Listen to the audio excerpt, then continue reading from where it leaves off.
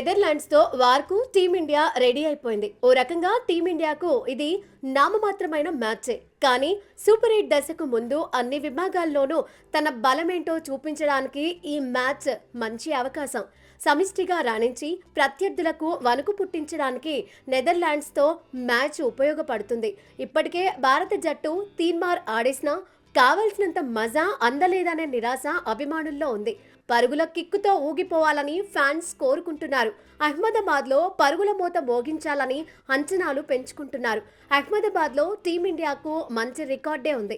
ఇక్కడ 8 మ్యాచ్లు ఆడింది, 6 మ్యాచ్ల్లో గెలిచింది, 2 మ్యాచ్ల్లో ఓడింది. ఇంగ్లాండ్తో ఆడిన 2 మ్యాచ్ల్లోనే ఓడిపోయింది.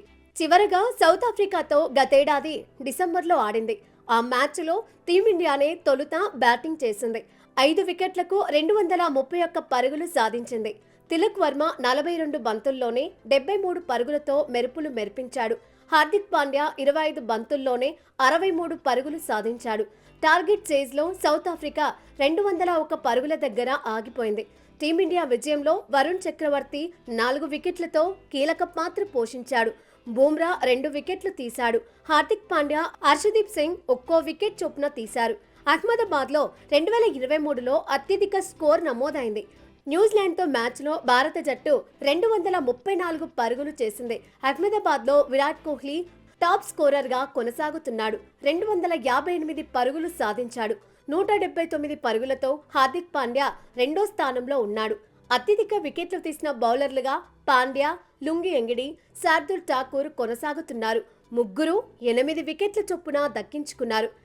గత రికార్డులు, మ్యాచ్ల ఫలితాల సంగతి ఎలా ఉన్నా ఈసారి భారత్ సమిష్టిగా రాణిస్తే పరుగులు పోటెత్తడం ఖాయంగా కనిపిస్తోంది. ఓ ఎండ్లో ఈశాన్ కిషన్, మరో ఎండ్లో అభిషేక్ శర్మ రాణిస్తే నెదర్లాండ్స్ బౌలర్లకు టెన్షన్ తప్పదు. ఈశాన్ కిషన్ అద్భుతమైన ఫామ్లోనే ఉన్నాడు. అభిషేక్ శర్మ మాత్రం భారీ స్కోర్ బాకీ ఉన్నాడు. పవర్ ప్లేలోనే దంచేస్తే భారీ స్కోర్కు పునాది పడినట్టే. తిలక్ వర్మ మీద కూడా అంచనాలు ఎక్కువే ఉన్నాయి.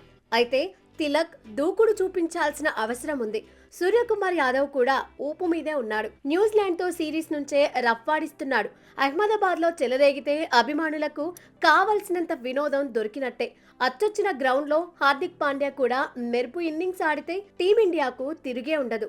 శివం దూబే, రింకు సింగ్, అక్షర్ కూడా బ్యాటుకు పని చెబితే భారత స్కోర్ 300 దాటినా ఆశ్చర్యపోనక్కర్లేదని ఎక్స్పర్ట్స్ అంటున్నారు. ఈ మ్యాచ్లో బూమ్రాకు రెస్ట్ ఇచ్చే అవకాశాలు ఉన్నాయి. బూమ్రా ప్లేస్లో సిరాజ్ బరిలో దిగొచ్చనే అంచనాలున్నాయి. కుల్దీప్ యాదవ్ స్థానంలో హర్షదీప్ సింగ్ ఆడే అవకాశం కనిపిస్తోంది. వరుణ్ చక్రవర్తి బంతితో మ్యాజిక్ చేస్తే నెదర్లాండ్స్ పోటీ ఇవ్వడం కష్టమే. మొత్తంగా భారీ అంచనాల మధ్య టీమిండియా బరిలో దిగబోతోంది.